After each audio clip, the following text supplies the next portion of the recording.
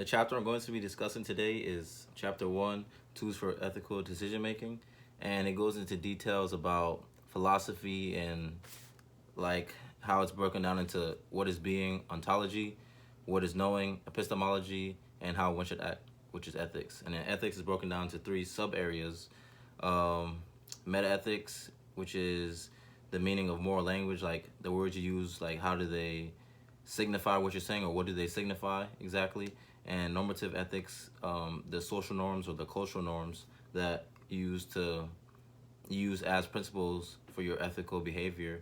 And then applied ethics is using the normative theories to a specific ethical dilemma. And the thing I took away is that the law tells you how to act, while ethics tells you what you should do.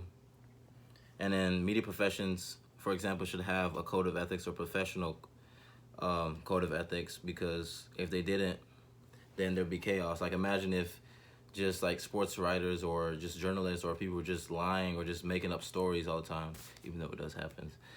Just imagine if it would happen all the time. And we learned about many great philosophers and their theories, like Socrates, Plato, Aristotle, J.S. Mill, John Rawls, and the different theories and teachings that they have that make their code specific to them and unique. And you can use those to apply it for yourself, either individually or combining them together to help your ethical dilemma. For example, Socrates believed that people make unethical decisions due to a lack of knowledge or like ignorance. So someone makes a decision because they don't know, I guess you could say they don't know right from wrong, or they don't know. And that kind of combats David Ross's theory, which is basically people have common sense, so they should know like what's right and what's wrong. But people disagreed with that because they're like, it's kind of self-evident, and I think that people, like, not everyone knows what common sense is. And then another philosopher or someone that I personally like was Aristotle. Basically, he believed that ethical decision making is a skill, and there's no like science or no special like formula.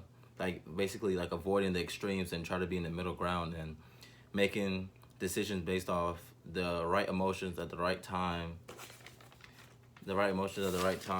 Like, hold on one second, give me a second.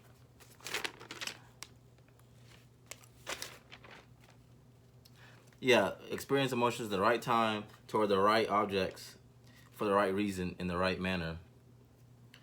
So these different teachings kind of like help yourself like adapt or use these different codes as something you can use for yourself.